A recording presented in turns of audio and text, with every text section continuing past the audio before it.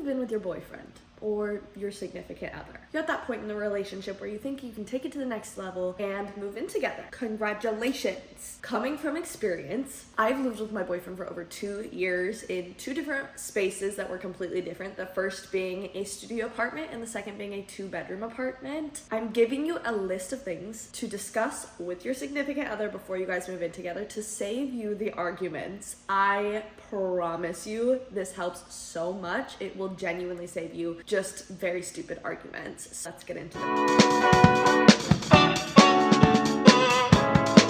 Starting with the basics, messy or clean. I know you're gonna say, well, we've already discussed this, we've already thought about this, but have you thought of everything? Because little things will nag at you, I promise you. Little things like, do you normally make the bed right when you get out of it? No? Maybe he does. Maybe he doesn't. You gotta discuss that. Do you like it when your bed's made before you get into it at the end of the day? Like, if you guys are sharing a bed, how often are you washing the sheet? Who's washing the sheets? Does it happen to just be that you wash them every time or you're the one that thinks about it? Like, these little things, how often does he wash his sheets? Most guys don't wash their sheets often enough. Gross. Do you do the dishes immediately after dirtying them and put them directly into the dishwasher? Or do you let them sit? Does he? How does that work? Who's doing the dishes all the time? I always suggest asking them, like, what chores do they not mind doing, and like maybe you can kind of mix match and figure out a set chore list that you guys do just automatically without having to ask each other for help. Some things that work for me and Isaiah is like, typically if I make the food, then he's going to do the dishes. That's not always, and sometimes it gets really annoying when I feel like I'm doing the dishes all the time. Being able to have that conversation of like, hey, you're not helping out in this area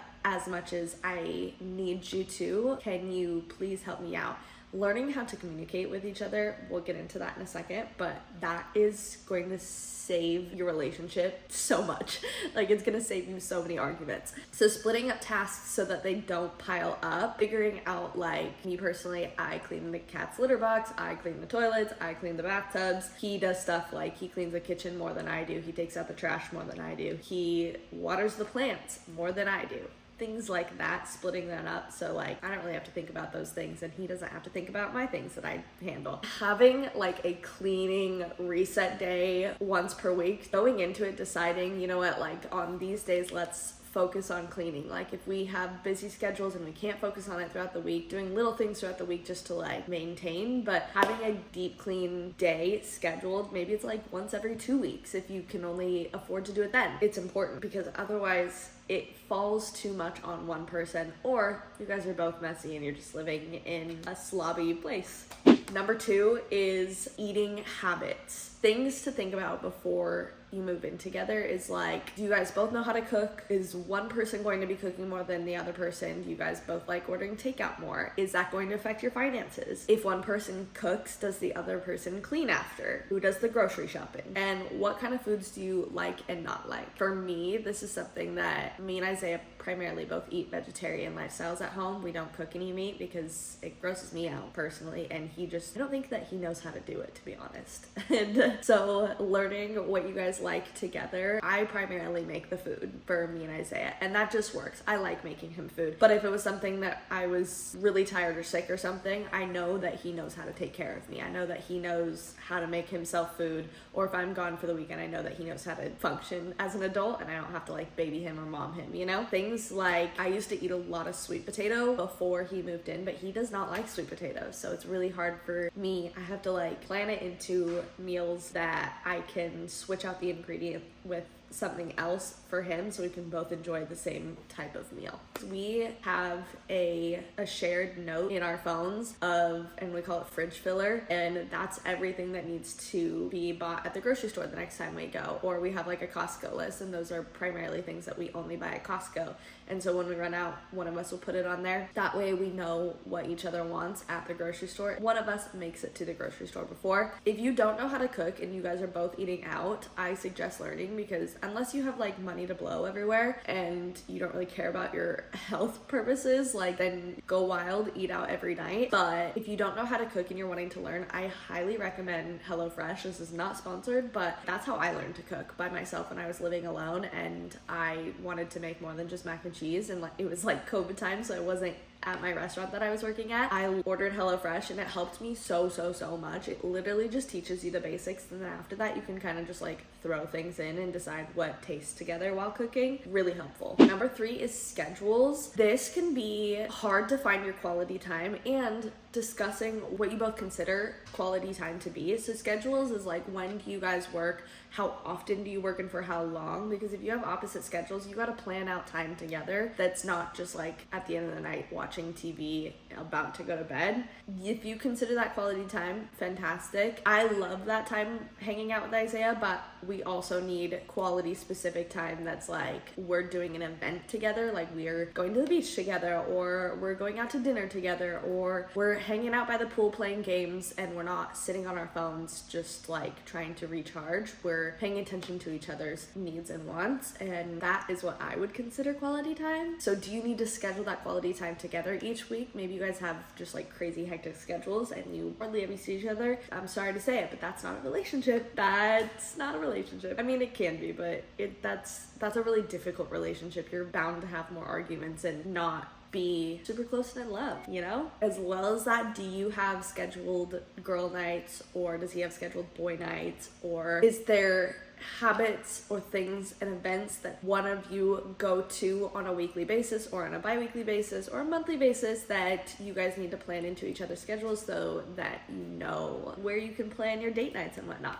Even though you guys are living together, I still find it so important to plan date nights because they're just so key to like relax and take a break from being at home and doing like normal mundane tasks and go out, get dressed up, have a good night, and just be there with your significant other and have a good time. With that being said, number 4 is alone time. When you go from living alone to living with your significant other, you do not really have any alone time unless it's scheduled. And like, how do you do that without feeling guilty or without discluding your person? So a couple things to think about. Your personal time is still very important. Like, you should not change completely who you are when you move in with your significant other. Finding time to be by yourself, I think, comes from who you were before you guys moved in together, and keeping and staying true to that person. So for me, an example would be I love to go to the gym, and that's kind of my personal time away from anyone and Isaiah. Like, I get to go put my music in, have my time, do what I want to do, and that's really nice. Another time to have like personal time, if you guys do have opposite schedules or some part of your schedule is opposite, like really prioritizing you time in the time where he's at work or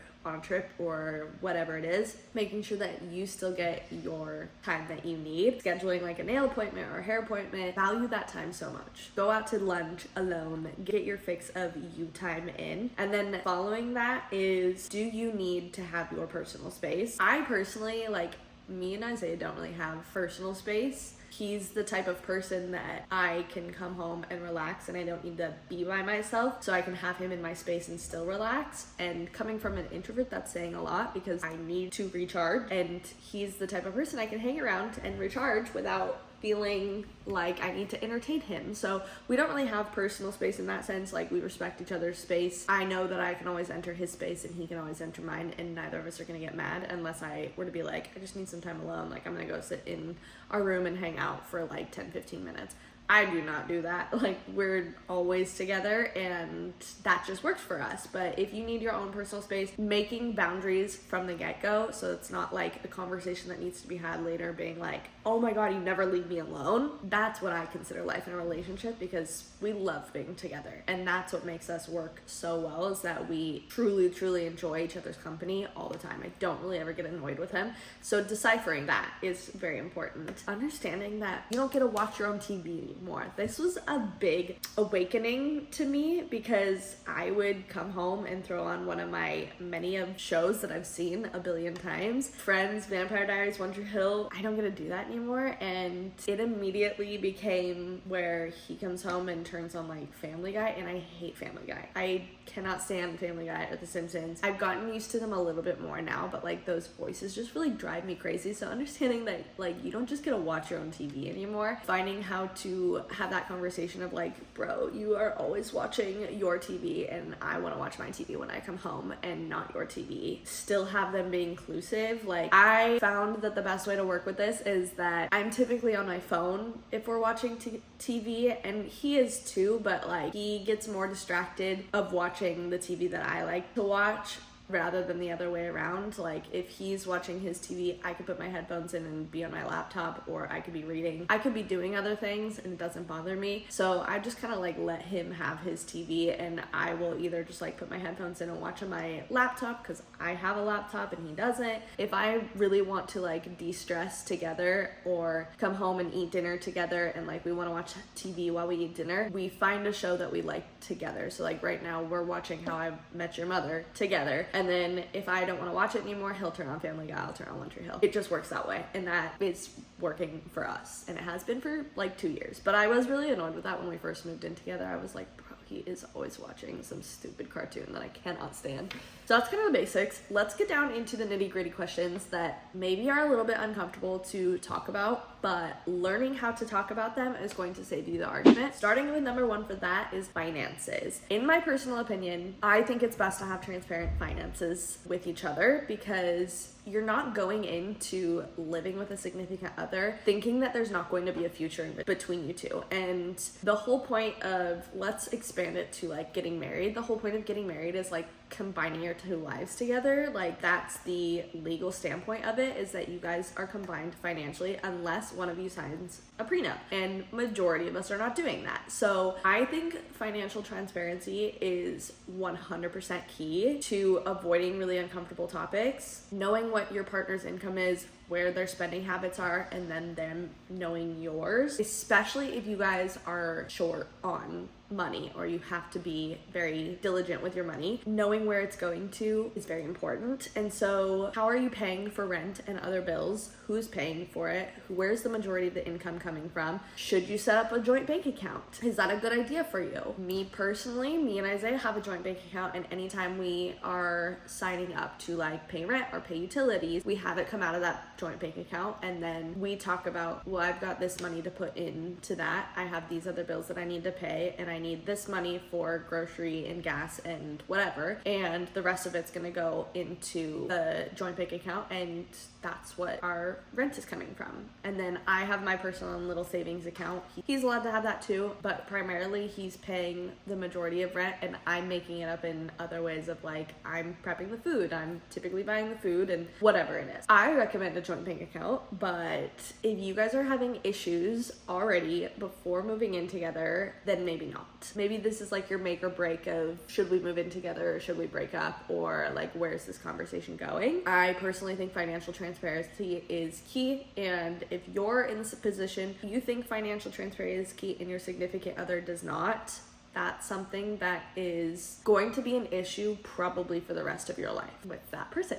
How to have a conversation about money and knowing that you can have a conversation about money is super important. So not feeling like awkward, being like, oh, like, what was your paycheck this week? Like, what part of that paycheck is going towards our bills? Like, I need to know where I need to make up in my spending. Being able to have that conversation is so important. And if you feel like you can't have that conversation, I don't recommend moving in together yet, because you're not at the comfortability with each other. Like, it shouldn't be an awkward conversation to ask your significant other how much they're going to be putting into rent or bills or etc. So knowing that you can have that conversation easily without like feeling awkward or uncomfortable or someone getting mad is so important. And then also, if someone in the relationship is overspending, how to have that conversation, because that can be really difficult. Even me and Isaiah still struggle with this, but we've gotten a lot better because of our communication. But if you guys have a joint bank account and one of you guys is taking out of it consistently and spending it on things that are just unnecessary, and it's not like other rent or bills, and it's just like an over expense of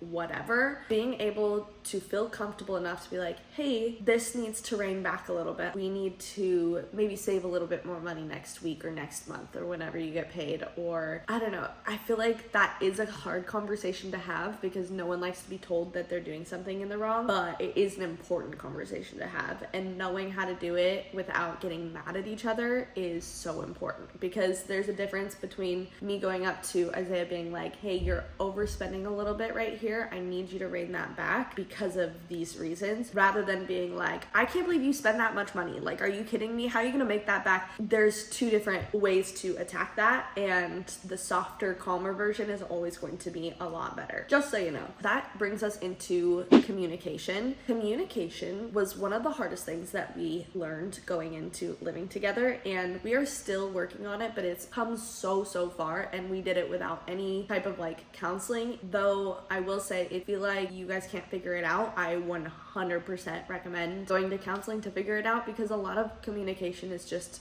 a style of communicating on how you were taught, and every family growing up is different. How do you like to be communicated to? How do you communicate best? Do you guys have different communication styles? When in an argument, do you bottle things up or do you share things immediately? So these are things that like typically girls will overshare and guys will bottle it up. And I feel like that's pretty true in me and Isaiah's relationship. I'm always the type of person that will be like, hey, are you okay? Like, you seem a little off. And he'll always be like, no, I'm good, I'm fine. Even though I can tell he's off, he's the one that bottles it up, and it'll explode eventually. Having an explosion where he's reacting to me, I have found that it's hard for me to be like, just like listen to him rather than me being defensive. I'll get defensive and be like, I don't understand why you're exploding. Like, I asked you if you're okay, blah, blah, blah, blah, blah. Learning how to communicate little things throughout the day is so important. And there's a difference between how you communicate and how you want to be communicated to versus how they communicate and how they want to be communicated to. Learning how to communicate to your significant other in the way that they want to be communicated to, so that they completely understand the point that you're trying to get across, is so important. And it's hard, and it's something that takes a lot of work, but understanding that is so key. So going into any hard topics that you need to bring up or arguments that could end up in a huge blowout fight if you're not communicating properly or not communicating like nicely to each other, it could be completely avoided. That's the whole point, is that it could be completely avoided. Me and Isaiah have had so many stupid arguments and stupid fights over the smallest little thing, and it always stems down to, okay, well, I didn't communicate in the way that you wanted to be communicated to, and vice versa. My last little snippet for right now that I can think of is balancing chores and fun, because if you guys have opposite schedules and you only get like a day off, that's kind of how me and Isaiah are, is that we really only get one day off together. And on that day off, like, I would love to have fun with him, but majority of the time our place is a disaster from the week of both of us working consistently and making food and all of these things, or just like we need to sweep and mop today, or we need to clean the bathrooms today. Whatever it is, I want to get that done on our day off together, and he's more likely to want to be like, no, let's go out, let's have fun. And as much as I want to do that too, there is a way to have both, and it stems from each of you picking chores that you are best at and like to do rather than the other ones that you don't really like to do, and maybe setting like an hour timer and getting as much of it done as you can. That way it feels like you're still accomplishing a lot of cleaning together, and then that's only 1 hour out of your day, and then you can go on with the rest of your day and have fun. So doing that in the morning, maybe like after breakfast, is like you wake up, you eat breakfast together, and then setting a timer to clean for an hour, and then after that, then you can get ready and go about your day off together. And then learning where your balance is to not overindulge in fun things. So like going out to eat all the time is a huge expense, and if you can't afford it, learning to rein that back, learning how to prep your own food and cook meals that aren't like super wasteful. And if one of you can recognize that and the other one can't, having to have that conversation sometimes can be hard, but again, full transparency and communicating the correct way is key. So I hope this helped. This is probably one of many series. I could go on and on and on about things that you need to know before you move in with your significant other. So I hope this helped you decide on if you're really gonna move in with your significant other or not, and if it's worth it, if you think that you guys could make it. And hopefully this gets you through a lot of the hard conversations to make or break that situation and that decision. Thank you so much for watching. I hope you enjoyed it. If you liked this video, please give it a thumbs up. And if you learned something from this video, please hit that follow button and hit that little bell so you can see when I post videos. I try to post videos about weekly, but you could go on and follow my other social media to keep up with me on a more day-to-day basis. I love you so much. Thank you so much for watching. Bye.